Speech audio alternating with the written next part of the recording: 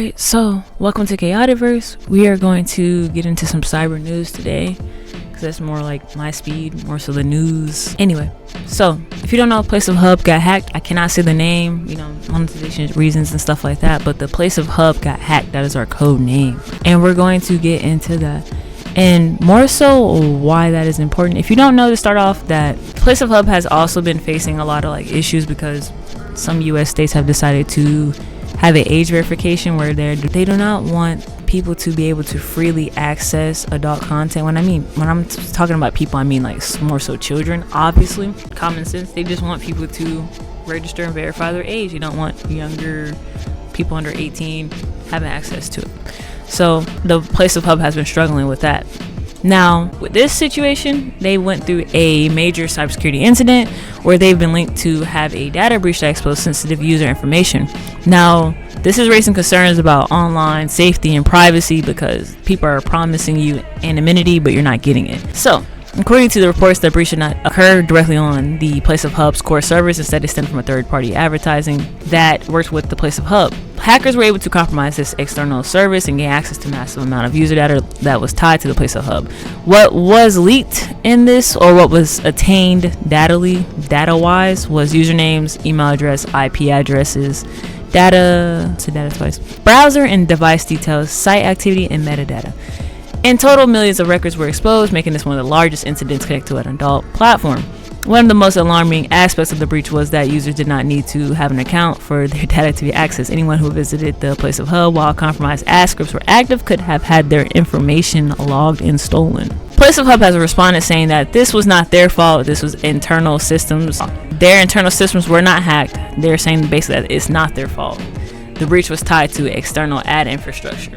They removed the affected third-party service once the issue was discovered. However, critics pointed out that the incident highlights a larger issue based on how basically the people are concerned about how your data is being collected through ads, trackers, and analytics, right? So, because people didn't expect the third-party advertising partner to be tracking all these analytics, but also not storing them properly, of course. So the problem with this is when you have leaked data, especially when that involves adult content, and you're promised anonymity, man, it opens you up for this what we call phishing, blackmail, or extortion, doxing, and targeted scams. So if you don't know what phishing is, phishing attacks are cyber scams that use fraudulent messaging, emails, texts, and calls that impersonate trusted resources to trick victims into revealing sensitive data, passwords, bank info, or downloading malware aiming to steal money, credentials, or gain network access for broader attacks like ransomware. Lit. Alright, so like I said, it's concerning because you basically just opened up over almost 200 million users up for phishing attacks, extortion, blackmail, doxing, and scams. This wasn't really a data breach. This was more so a hacking group doing what they do, and ended up attaining over 200 million premium member activity data records. Should you be concerned? Possibly. If you have a premium account, they've probably contacted you. You would know. But yeah. And if you were, like I said, if you were going around on the Place of Hub while those scripts were active, you could be at risk, but yeah, you won't be notified because you don't have an account. So what did they say about it? We can find no indication that this data was stolen from Mixpanel during our November 2025 incident or otherwise. The data was last accessed by a legitimate employee account at the Place of Hub's parent company in 2023. If the data is in the hands of an unauthorized party, we do not believe that this is a result of security incident at Mixpanel. Of its November breach, Mixpanel CEO Jen Taylor said, "We proactively communicate with all impacted customers. If you have not heard from us directly, you were not impacted. We continue to prioritize security as a core tenet of our company. Products, services. We are committed to supporting our customers and communicating transparently about this incident." Okay. What happens next? They have notified the users, of course. While our investigation, we can record you to, they basically are kind of telling you what the Roblox CEO told you, you'll be all right. No, I'm just like, but there is no plan.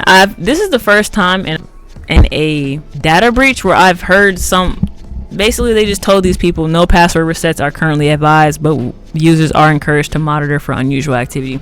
Now this is where I have to call y'all out. All right, and the reason I have to get on your butt is because you guys make trillions of dollars, and sextiles sell. You read between the lines, sextiles sells, bro. And to be specific, I'm going to give you some help.